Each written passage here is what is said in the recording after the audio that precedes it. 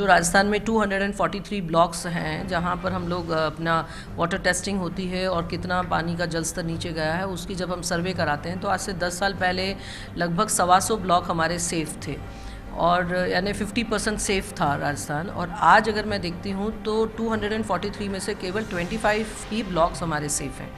तो बहुत ही ज़्यादा जल स्तर हमारा नीचे गिरा है क्योंकि हम लोगों का अगर जनसंख्या का आधार देखें तो कुल भारत की जो जनसंख्या है उसका 5.5% राजस्थान की जनसंख्या है और पशुधन जो राजस्थान में है देश के मुकाबले में वो 18.6% है। जो पानी की जो उपलब्धता है वो मात्र 1.41% है ग्राउंड वाटर में और सरफेस वाटर में 1.1% है। तो ऐसी स्थिति में पानी तो बहुत ही ज़्यादा चुनौती है राजस्थान के लिए। जो पानी बारिश का आता है और वो बारिश का पानी बह कर निकल जाता है तो वो बहते हुए पानी को चलना सिखाना है, चलते हुए पानी को रेंगना सिखाना है और रेंगते हुए पानी को रोकना सिखाना है और रोक कर उसे समाहित करना है ज़मीन में। तो इस तरीके से पानी जब ज़मीन में समाहित होगा तो तभी ये पानी रिचार्ज होगा, तभी हमारे कुओं में पानी बढ़ेगा उसका जल स्तर, तभी हमारे हैंडपम्प और ट्यूबवेल्स का जल स्तर बढ़ेगा। इसलिए पानी को हमें धरती के अंदर डालना भी है, केवल उसे निकालना ही। जलदाय मंत्री कहती तो है कि पानी बचाना है और इसको सहेज कर जमीन तक पहुंचाना है, लेकिन इसको किस तरह से अंजाम दिया जाए। ब्रेक से पहले बात वाटर हार्वेस्टिंग को लेकर हो रही थी। कुलदीप यादव जी, फिर से आपका रुख करना चाहूंगा, क्या लगता है कि ये व्यवस्था सिर्फ कागजों में है, इसको इम्प्लीमेंट ठीक से नहीं किया गया फिलहाल? नहीं, इम्प्लीमेंट ठीक से किया गया था। उसके बाद जो सुपरविजन होता है ना, सुपरविजन की भयंकर कमी है। बना के स्ट्रक्चर खड़ा कर दिया, कोई संभालने नहीं गया। कॉन्ट्रैक्टर ने कैसा काम किया, कोई संभालने नहीं गया। पिछली बार भी हमने 2-3 जगह की हमने रिपोर्ट बताई थी, वहाँ ज़मीन लेवल से 1 फुट ऊपर उसका पाइप लगा हुआ था, उसको वापसी तोड़ के हमने ग्राउंड लेवल पर लगवाया। उस चीज़ का बिल्कुल नियंत्रण में काम हो, जब ये चीज़ संभव होगी, सक्सेस होगी। नहीं ऐसे तो सरकार योजनाएं लाती रहेगी, इम्प्लीमेंट कौन करेंगे? कर्मचारी और अधिकारी करेगी। जनता की भी पूरी जवाबदेही है। जो काम गलत हो रहा है जनता की आवाज़ उठानी चाहिए। इस जगह जब ये आदरणीय मंदोला साहब कह रहे थे हर चीज़ के लिए हाई कोर्ट जाना पड़ रहा है, आगे मेरा जहाँ तक विचार है इनको इस मामले में भी एक रिट हाई कोर्ट में डालनी पड़ेगी। जो सिस्टम विभाग का 300 मीटर का था उसको 200 मीटर पे कर देना। और बहस का मतलब ही यही है कि इस बहस के बाद 1, 2 या फिर 1000, 2000 जितने भी लोग हों उन तक ये पैगाम पहुंच जाए कि पानी बचना ज़रूरी है। और क्या इसके लिए मुकम्मल जो बात है वो कहीं वाटर हार्वेस्टिंग के जरिए की जा सकती है या फिर परंपरागत तरीकों पर बात की जानी चाहिए? मंदोला साहब, आपकी क्या राय है? बिल्कुल, हार्वेस्टिंग बहुत ज़रूरी है प्रदेश के लिए, प्रत्येक कस्बे के लिए, प्रत्येक शहर के लिए और प्रत्येक डिपार्टमेंट के लिए। हमने अभी पिछले कई वर्षों से कोशिश की है कि हमारा जितना भी जल, बारिश का जल हमें उपलब्ध होता है, हमें 100% उसका संरक्षण करना है। और उसके संरक्षण के लिए आपने देखे जैसे हमने पक्की सड़क बनाई है। आज अगर हम उस सड़क को चैनलाइज करके और अगर हम जहाँ पर ढाल बनता है और वहाँ पर अगर हमने सार्वजनिक जो भूमि है वहाँ पर अगर हम स्ट्रक्चर बनाते हैं तो आज एक तो सड़क नहीं टूटेगी, दूसरा पानी का संरक्षण होगा और तीसरा उसका एक बेटर यूज हो सकता है। परंतु हम देख रहे हैं कि जो जिस तरह से मॉनिटरिंग सिस्टम विकसित होना चाहिए वो मॉनिटरिंग सिस्टम विकसित नहीं हो पा रहा है, कारण कि कोई भी बड़ा अधिकारी, राजस्थान सरकार का कोई भी बड़ा अधिकारी जिम्मेदारी लेने के लिए तैयार नहीं है। और नीचे वाले अधिकारियों को कोई लेना देना नहीं है। वो कहते हैं हमारे को क्या लेना देना इस सबसे। किसी एक शख्स के मन में ये सवाल हो कि मैं पानी कैसे बचा सकता हूँ, अपने घर पर वाटर हार्वेस्टिंग का जरिया कैसे बना सकता हूँ। सरकारी तंत्र है, अपने मिजाज में काम करेगा, लेकिन एक आम आदमी क्या कर सकता है? आम आदमी कर सकता है, क्यों नहीं कर सकता है? आम आदमी के पास, आम आदमी कम से कम कम्युनिटी स्तर पर कर सकता है। जो आज अगर हम छोटे छोटे ब्लॉक के स्तर पर, वार्ड के स्तर पर, पंचायत समिति के स्तर पर, पंचायत के स्तर पर, गांव के स्तर पर, ढाणी के स्तर पर हम क्यों नहीं कर सकते हैं? आज अगर हम संरक्षण करें अपने नदियों और नालों का और हमें कहें कि इसमें अतिक्रमण नहीं होने देना है, हमको इसका नो कंस्ट्रक्शन जोन बनाना है, हम क्यों नहीं बना सकते हैं? आज अगर रामगढ़ को अगर हमें उदाहरण के लेने, जयपुर के निवासी अगर लेने कि रामगढ़ के कैचमेंट एरिया को अपने को संरक्षित करना है तो हम कर सकते हैं, क्यों नहीं कर सकते? हाई कोर्ट के अंदर रेड चल रही है, वकीलों की 2 कमेटी बनी, न्याय मित्र बने, उन्होंने रिपोर्ट दी, राजस्थान सरकार उसको लागू करने की स्थिति में नहीं है। पानी चाहिए तो इच्छा शक्ति आप में होनी चाहिए कि क्या आप इसके लिए तैयार हैं? 2 दर्शक हमारे साथ हैं, खालिद कुरैशी हैं बीकानेर से और राजेंद्र जैन अजमेर से हमारे साथ जुड़े हैं। खालिद साहब नमस्कार, क्या आप चाहते हैं और क्या आपने संकल्प लिया है इस बार बरसात में पानी बचाएंगे? सर नमस्कार। नमस्कार। सर पानी तो मैं क्या कोई भी नहीं बचाता है। मैं ये देख लो, अगर हमारे भाई एक दिन अगर पानी नहीं आता है तो लोग परेशान हो जाते हैं, लेकिन अगर पानी आता है तो ये इस तरह से लोग बताते हैं कि कोई पाइप लगा खुला छोड़ दिया, टूटी खुली छोड़ दी, बुरी बुरी हालत करते हैं पानी की, कोई नहीं बचाता है। बरसात में क्या आप व्यक्तिगत रूप से इस बात का संकल्प लेने के लिए तैयार हैं? बिल्कुल, मैं तो शपथ ले चुका हूँ कई बार, आपके तो दोबारा फिर लेता हूँ मैं।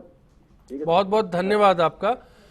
राजेंद्र जैन साहब नमस्कार। तारिक साहब, आपको हम सबको नमस्कार जी, मैं ये कहना चाहता हूँ कि वरुण देवता को नमन करे तो मानसून बहुत अच्छा रहेगा, लेकिन इसके बावजूद भी जन जागरूकता अभियान चलाया जाए पूरी इंडिया में और पानी को बचाए।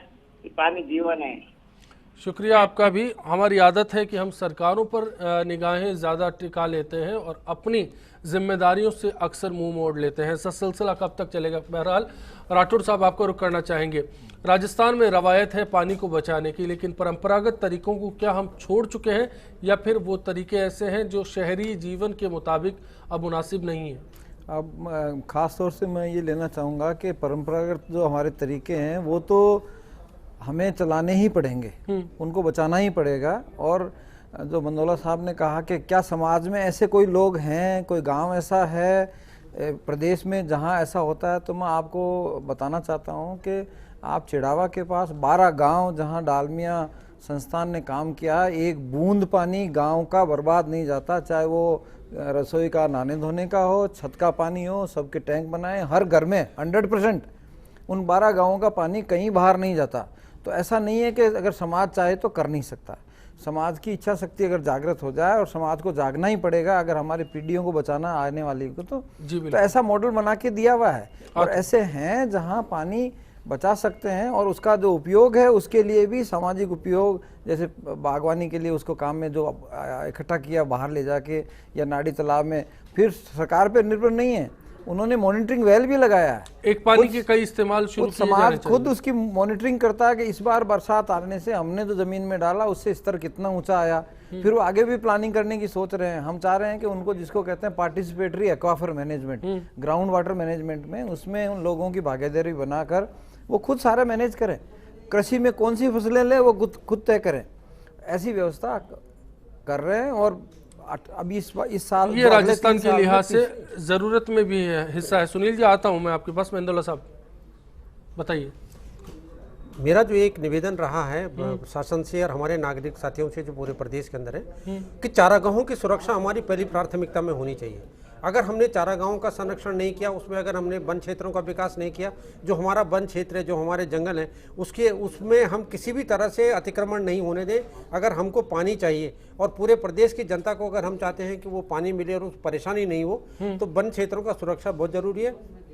राजस्थान सरकार का जो नगरीय विकास विभाग है, स्थानीय निकाय विभाग है, उसने बहुत नुकसान पहुंचा दिया है। जितने भी चारागाह हैं उसमें आवासीय स्कीम लिया है, चाहे छोटा कस्बा हो, चाहे बड़ा कस्बा हो, चाहे शहर हो, और उसके बाद में पूरा के पूरे इकोलॉजिकल को नुकसान पहुंचा दिया है। जब तक इसमें सुधार नहीं होगा, इन दोनों डिपार्टमेंट ने इतना नुकसान पहुंचा दिया है कि आज प्रदेश की जनता के सामने जो पानी का, मैं समाधान की भी बात पर आना चाहूंगा। सुनील जी नमस्कार, क्या आप संकल्प ले चुके हैं? अश्विनी जी नमस्कार। नमस्कार। अश्विनी जी, सरकार ये बिल्कुल लापरवाही से काम कर रहे हैं। आप देखो गर्मी में सुनील जी, आज बात अपनी करें, अपनी जिम्मेदारियों की करें। क्या सुनील जी व्यक्तिगत रूप से तैयार है पानी बचाने के लिए? मैं वही चीज आपको कह रहा हूँ।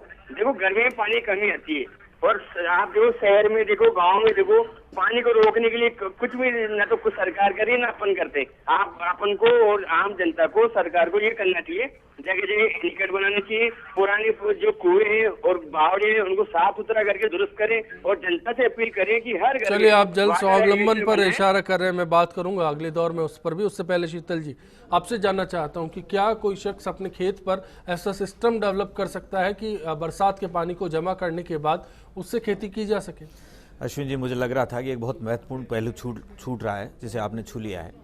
देखिए, अगर हम जो हमारा ऐसा एरिया जहाँ मकान बने हैं उनकी वाटर हार्वेस्टिंग की बात करें, उससे ज़्यादा महत्वपूर्ण ये है कि हम जो खेतों में वाटर हार्वेस्टिंग होता है, ऑन फार्म वाटर हार्वेस्टिंग होता है, उसकी बात करें, क्योंकि बहुत बड़ा क्षेत्रफल है और राजस्थान सरकार और भारत सरकार की ऐसी योजनाएं चल रही हैं जिसके अंदर उसी खेत के अंदर खेत तलाई बनाकर उसके पानी को पूरे सीजन में इस्तेमाल किया जा सकता है। अगर आप देखना चाहें तो चाकसू के पास में कुछ गाँव ऐसे हैं जहाँ पे पूरे गाँव के अंदर खेत तलाई बनी हुई है और वहाँ ये स्थिति थी कि वो बंजर ज़मीन हो चुकी थी और आज वहाँ पर पूरा क्रॉप लिया जा रहा है।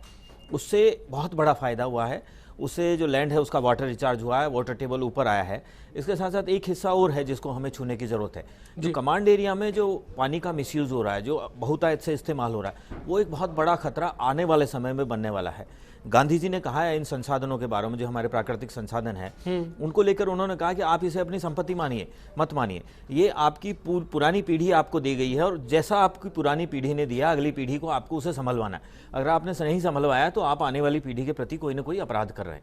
तो ये जो चीज़ें हैं इनको रोकने के लिए हमें ये ज़रूरी है कि खेत का पानी खेत में रोका जाए, उस खेत के पानी का वहीं इस्तेमाल किया जाए।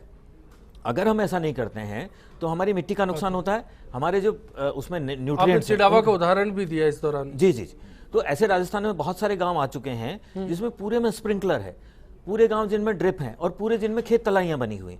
तो ये जो बदलाव है, अगर आप सुन रहे हैं तो ये ऐसे नुस्खे हैं जो आप अपने खेत में, अपने गांव में, अपने घर के नज़दीक आजमा सकते हैं। फिर से ब्रेक का वक्त है और ब्रेक से पहले प्रकाश का कॉल है, उनका रुख करेंगे, एक खूबसूरत गीत के साथ ब्रेक पर जाएंगे। एक और संदेश आप सभी लोगों के लिए। पानी की हर बूंद की कीमत को पहचानो तुम, पानी की हर बूंद की कीमत को पहचानो तुम। सब मिलकर कर इसे बचाए, देश बचाए हम, चलो हम पानी बचाए, हम अपना देश बनाए, चलो हम पानी बचाए, हम अपना फर्ज निभाए, चलो हम पानी बचाए, हम अपना देश बचाए, चलो हम पानी बचाए, हम अपना फर्ज निभाए। पानी की हर बूंद की कीमत को पहचानो तुम, सब मिलकर कर इसे बचाओ, देश बनाओ तुम, कि चलो पानी बचाओ, के अपना देश बनाओ, चलो हम पानी बचाएं, हम अपना फर्ज निभाएं।